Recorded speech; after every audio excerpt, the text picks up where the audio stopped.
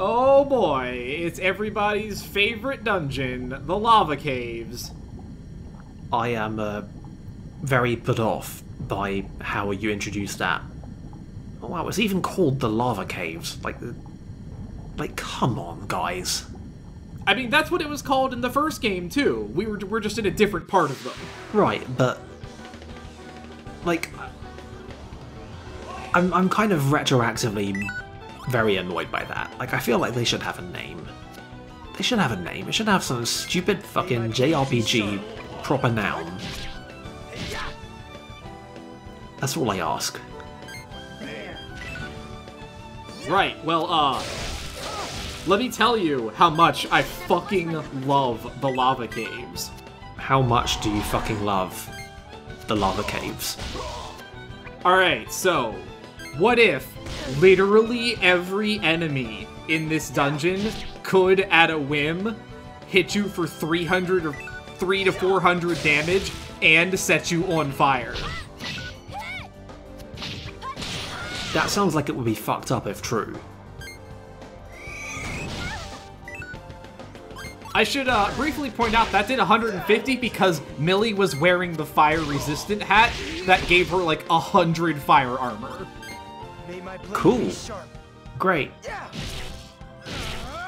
But yeah, no, this dungeon's great. They can just all do that, huh? They just, all of them, every single enemy in this area is just a roll of the dice to see how fucked you're gonna get in any given fight. I game overed like literally 5 times recording this area. That sounds like fun. That sounds like it's just like a very enjoyable time.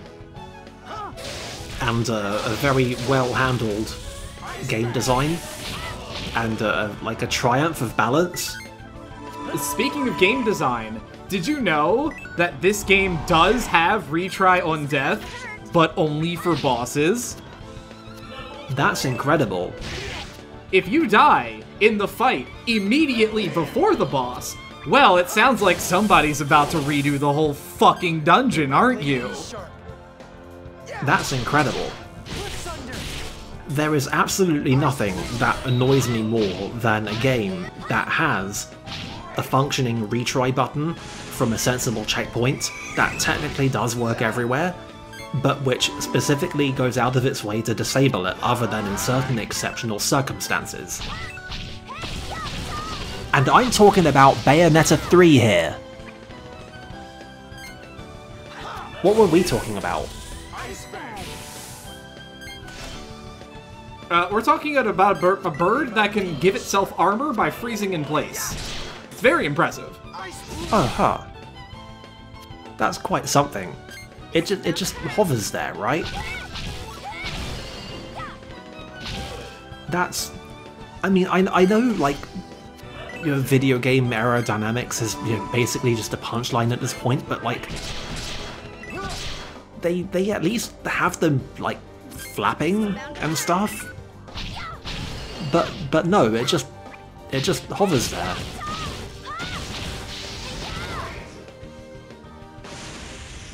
Anyway, Millie's Stardust Rain there is extremely good at breaking armor because it hits like 15 times. Sounds helpful.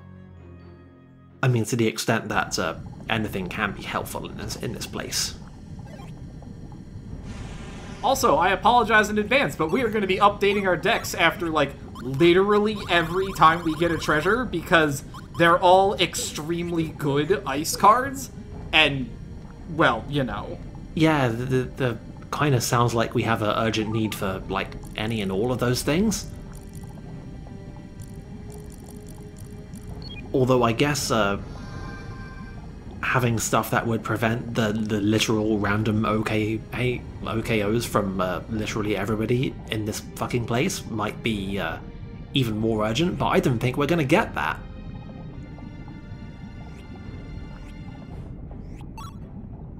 Anyway, we're going to grab a couple of rockfly corpses before we go any further, because it turns out you need 5 copies of Udamosh to finish this dungeon.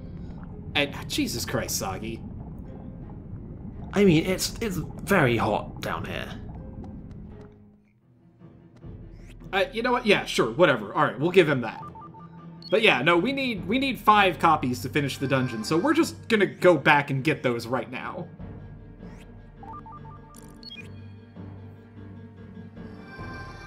Do we literally just expend these things to get corpses and then have to track them all the way back to get more water? Is that what's happening here? Correct, that is indeed what is happening here. But that's dumb as shit. Why?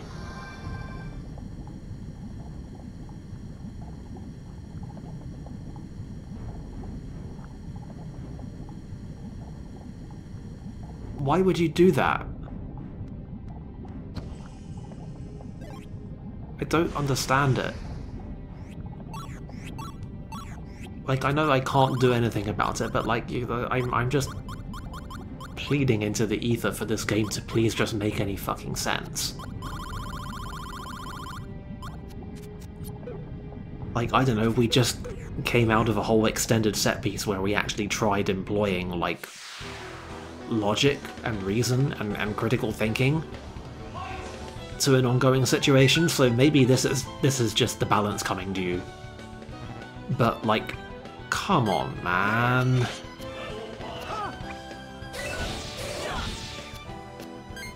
Anyway, here are our giant flaming blood-sucking mosquitoes. It's great. Everyone likes those. That is not a joke, by the way. Their one special attack drains your health and will set you on fire. Just all around incredible.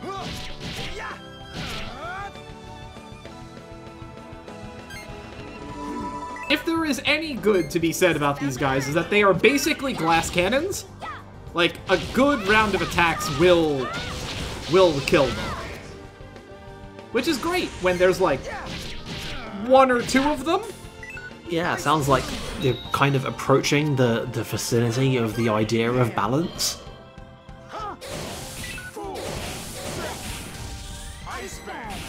We'll just put a pin in that one for a second. We're gonna come back to that in a minute. Oh, I'm sure. There definitely was a very foreboding tone to all of the descriptions of this stuff. Anyway, these look fun. These are some extremely good boys. This is bound to hurt. The good old volcano dogs. We remember those. These are actually probably some of the least dangerous enemies here, because half the time they will use their excellent attack name, Fuzzy Wuzzy Coat, which will just put themselves to sleep. Oh, that's considerate. It's fantastic, and you want to see it as often as possible. I mean, yeah. That sounds helpful. Who said you should help? That sounds like the kind of thing we want enemies to be doing. Like, why don't you just simply not?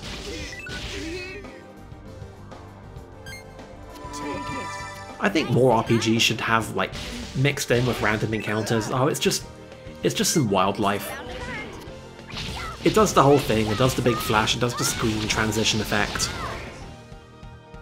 And it's just like an animal. Doesn't do anything. You can kill it if you want. It's like the Naughties in Kirby. Modern games can do that stuff with like the real-time exploration and seamless battle transitions. They can just have animals wandering around. But that's just the kind of thing that if you do it in like a by-the-books JRPG, it just instantly becomes incredibly funny.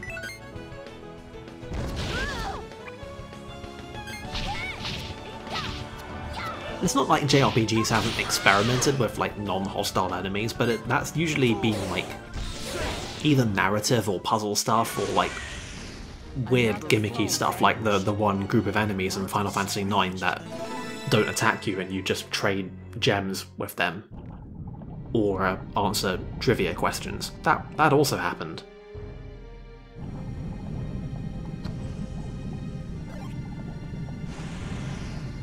But I guess that's just not a thing that was in the cards.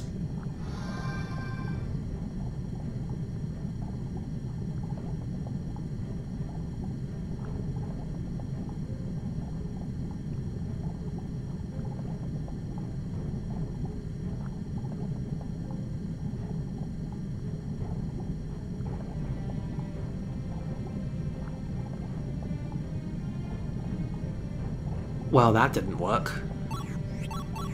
Ah, well, it didn't work from this perspective. But when we go to the other side... I mean, I guess there'll be that. Like, are these things finite? Yes. Like when we go to the other side, they will, like, they drifted down there and they formed a bridge. Is what happened. Oh. That wasn't what I was expecting, but sure, okay, whatever.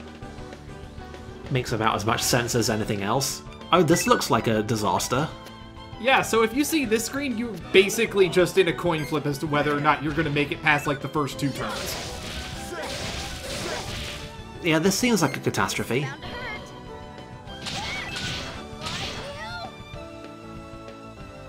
Like, did someone just put in the wrong numbers on this thing, or what?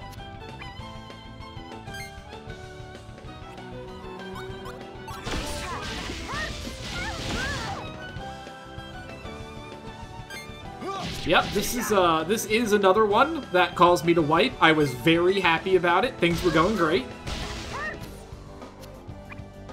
Yeah. It took video games a while to figure out what to do about difficulty. Like, even when you want to be difficult and you do difficult stuff, you can still handle it really, really poorly.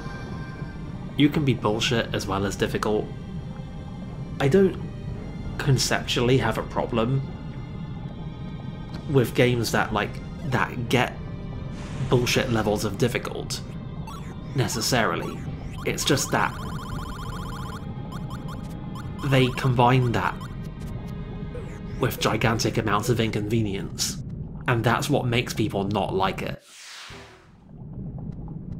It kind of took a while to figure that one out. But, like, hey, look at the situation we got in, like, I don't know, in Final Fantasy 13, where there were a bunch of encounters in that game, and, like, on the critical path, that are, like, they're fucking difficult. And yet the game built around them is such that you don't actually have to redo basically anything except the bit of the game that you just failed at. And that's one of my rules. That's going in the list of golden principles of game design. It's that you don't make the player repeat something that isn't the thing that they failed at. And you can combine this with, like, giant long-term challenges. Like, here's a survival thing, you go in a dungeon, you gotta manage your way through, and you're dwindling resources and everything's a threat. Fine! There's no place else to run! But Just shut up! You saw it yourself! you've got to balance that kind of Every thing. single day! I believe you had previously asked for a breakdown? Right, yes, we did the whole Ace Attorney gimmick, The Empire's pocket full of chains, and we didn't get a and witness our breakdown. battered bodies. So many of my friends have died! I can't take it anymore! Fine. And I mean, this is something. Stay back! But also, this isn't really a villainous breakdown, this is just, like, fucking tragic. What's happening? This mist. That said, though, I did wonder if anyone was ever going to comment on the ominousness of all that. So hey, you know how literally everything in this dungeon could, like, knock off half of your health whenever it wants? What if we did that on a monster that has, like, 3,000 The HP? criminal transformed into one. What's going on? That sounds like a time. I'll explain later. Sagi, the Umbras are dangerous. There's only one thing you can do. You've got to kill it. I mean, Kill it. we were Yes. gonna Can you do it? do that But anyway. that's fine. If if you No, you don't kill understand. it, This you'll is where die. Sagi has his Not just breakdown. you. Like, it's not just a monster, it's a person. This is how we learn that Sagi is not actually a good cop. I'll try. Man, having a conscience like a chump. Kilo, Millie, together. But like, was nobody even slightly put off by the ominous purple swirling mist? That seems like a thing that people should have been a little bit wary of. Like, hey, something bad's going down here. I got a real bad feeling about this one. I feel like we're walking into some problems.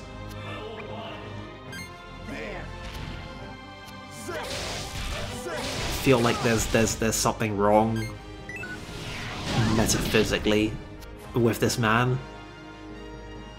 That was a large number. This is bound to hurt. Oh yeah, that can't forget about Mountain Maker. That's when he does all of that damage, but he does it to everybody at the same time, because fuck you, that's why. Cool. Great. Normal. Well, this seems fucking horrific. The good news is that he doesn't bust out Mountain Maker very often, but he does always use it as his first move, and he will bust it out around...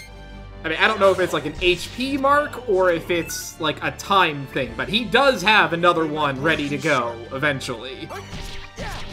Right, so the real important question is it technically possible for him to do it twice in a row? Shame on me. Not that I'm aware of. Here. Well, that's something. But right. Okay. I mean, I guess the other question is, can he do it randomly, or is it actually at trigger points? Like, can you strategize around this at all? I suppose if you had a way to track his health? Maybe? Oh, no, never mind. There it goes. See? Make a fool of me literally as I'm talking. May my blade be sharp. Like that's the thing. You establish the gimmick, but you gotta give us something. You lose. Failure. They can literally hear the Smash Bros. Announcer. But see, that's not the only thing that he has up his sleeve. No, sir. Never was my cup of He tea. also has a single target fuck you. Aha. I mean, that doesn't seem so bad in comparison. Here. I mean, if he just uses Hellion's Eye, no, it's not that bad. If he does it attached to, like, any combo at all, that character's just fucking dead. Yeah, that sounds bad.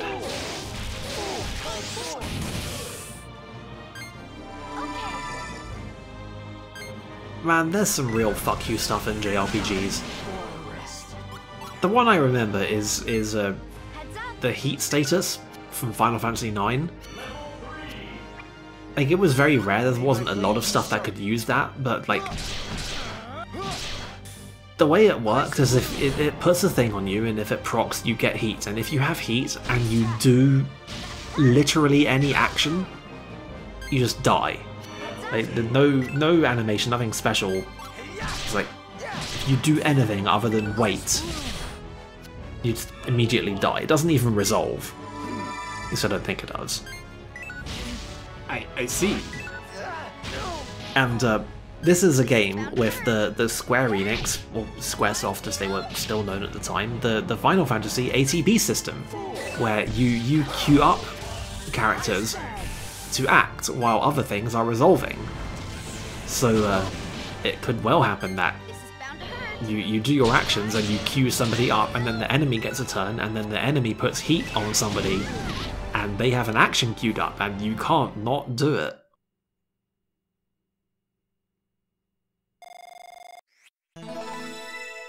So... Was this? Search your heart. You know what that was. Yeah. I'm going to finish it. Sagi! What's this feeling? Something's telling me not But yeah, no, I think I left a lot of the end of that fight in there because I think it's important to stress, just that. even when you are successful in this game, how frequently you are so close to flirting with disaster. What? What just happened?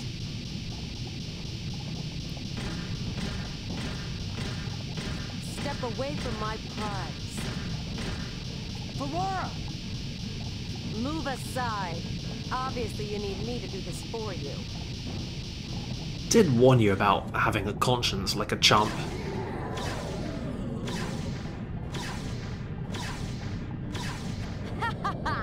Look at the power I have. Stop! Valora!